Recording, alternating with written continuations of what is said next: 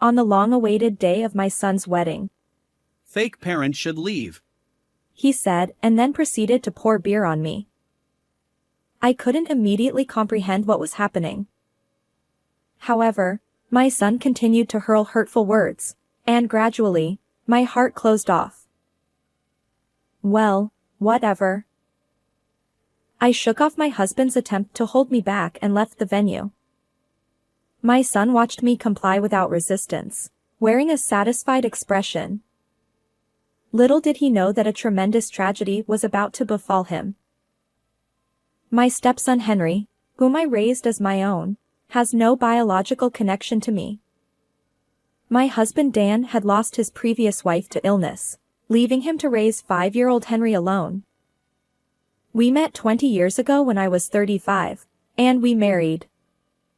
While supporting my husband's business, I lovingly raised Henry as if he were my own child.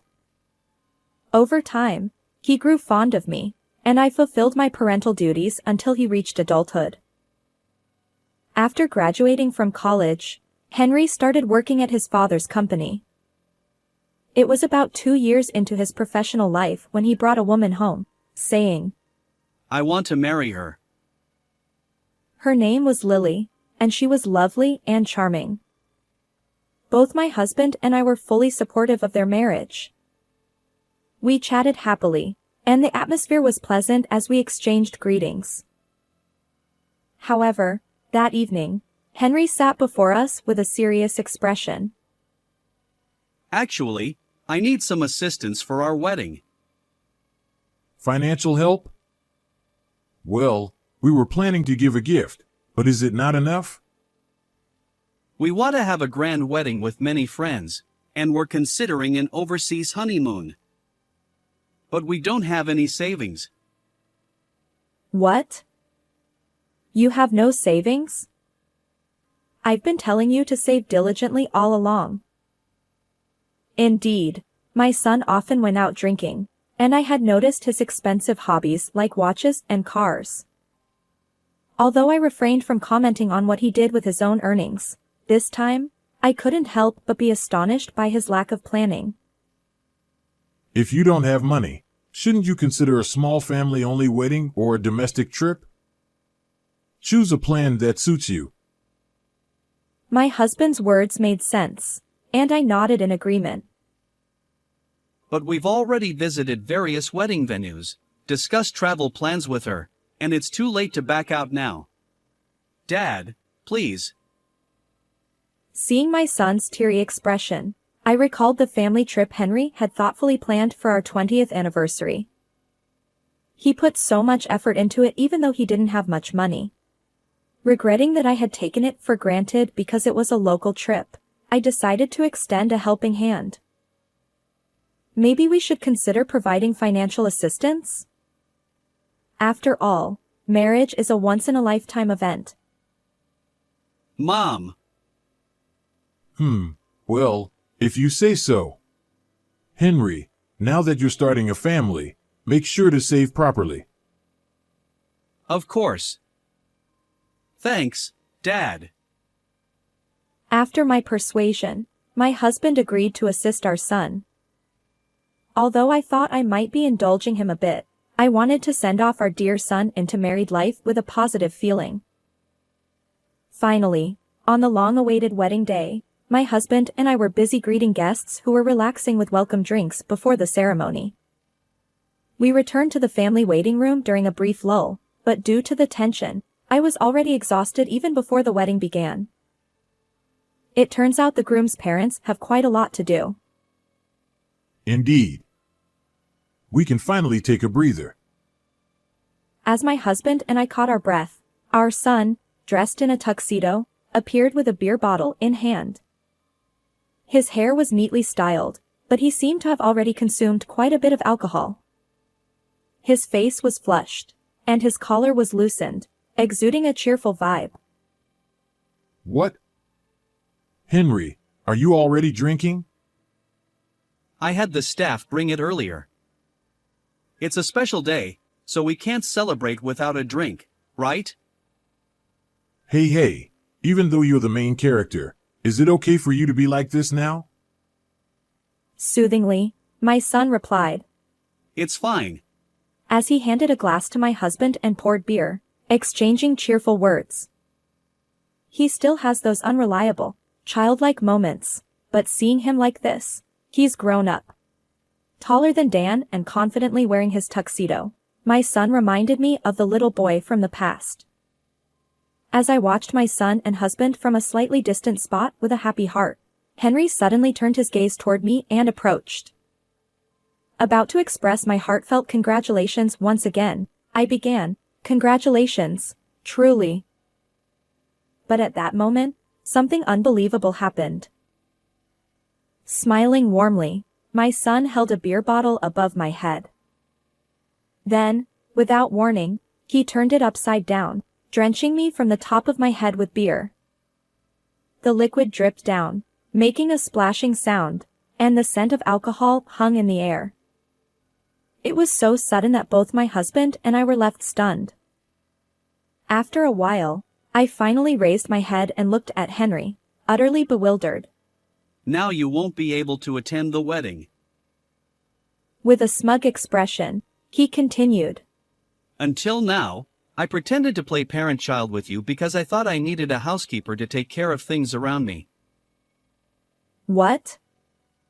Wait, a housekeeper? What are you talking about?"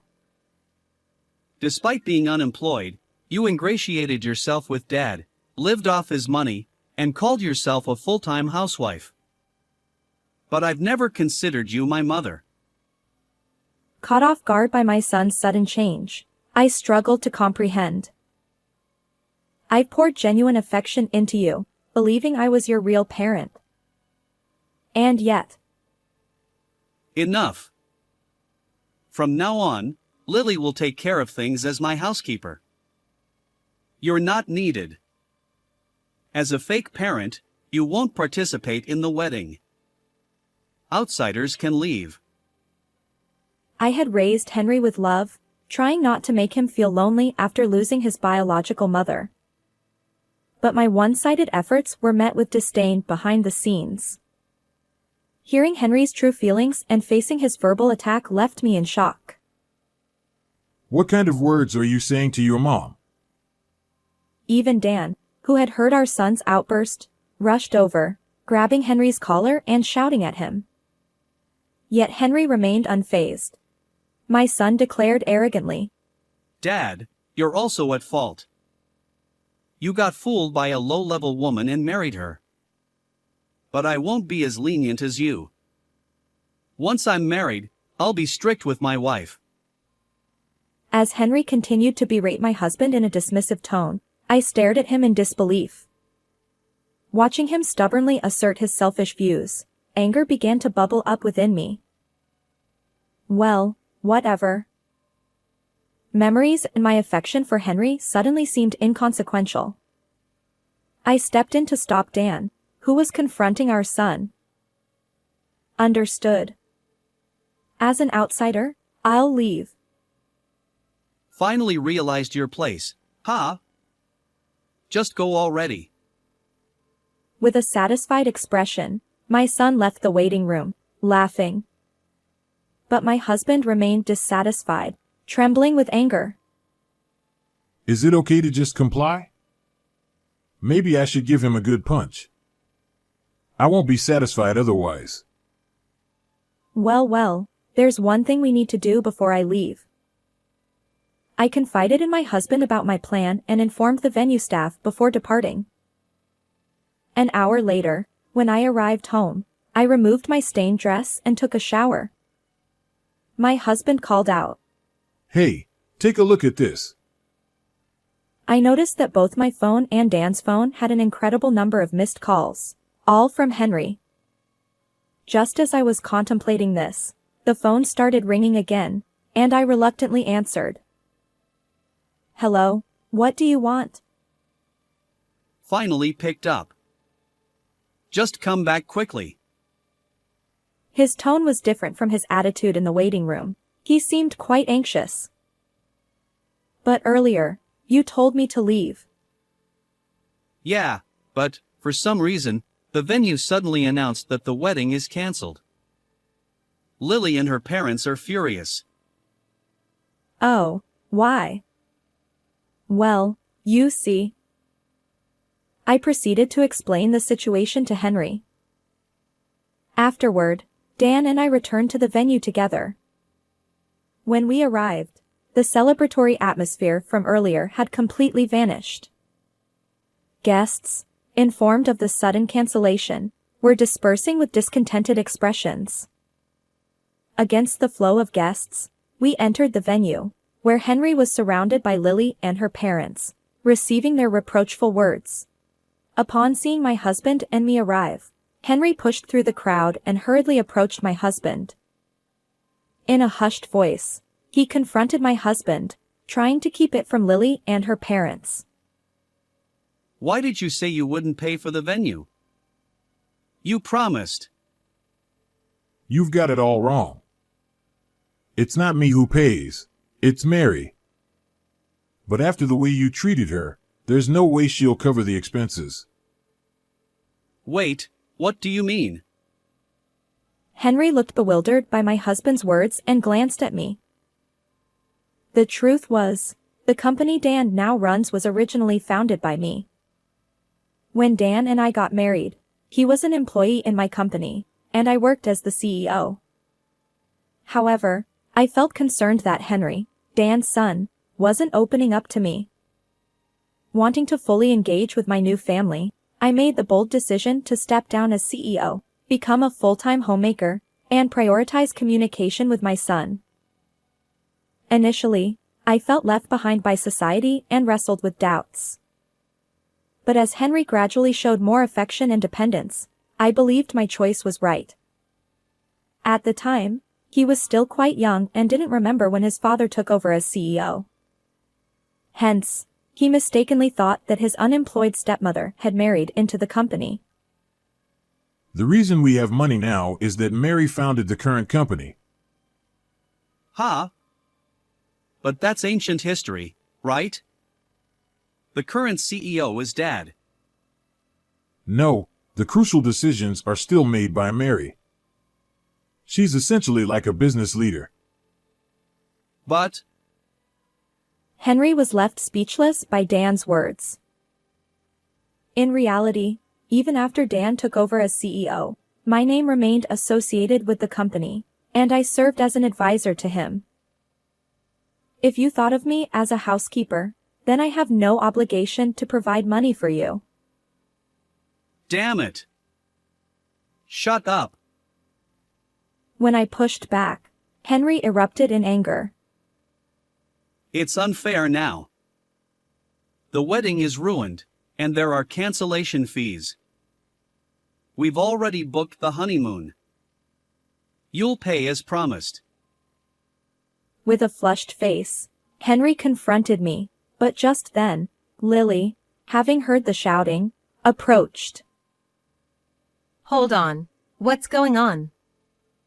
You were bragging about paying for everything yourself. Well, that's... Wait, were you planning to make your parents pay for everything? You're too old for that. How low? It seemed that despite asking us for financial assistance, our son had been trying to impress Lily by pretending to have money. By the way, you said you had no savings, and you mentioned that once you're married, Lily would be like a housekeeper taking care of things, right? Huh? We're both working, so we agreed to share household chores, didn't we? What's going on? Henry stumbled over his words, further berated by Lily. We allowed this marriage because we heard you were the future CEO. But it seems your relationship with your parents isn't great. Are you really okay? Lily's parents, who had observed the exchange, joined in, confronting our son. Well, yes, I'm perfectly fine. I never intended for our son to be the successor. Besides, I've never even discussed that with Henry. Wait, am I not going to be the next CEO? No way. The company was originally Mary's, and nowadays, not all businesses are family-run.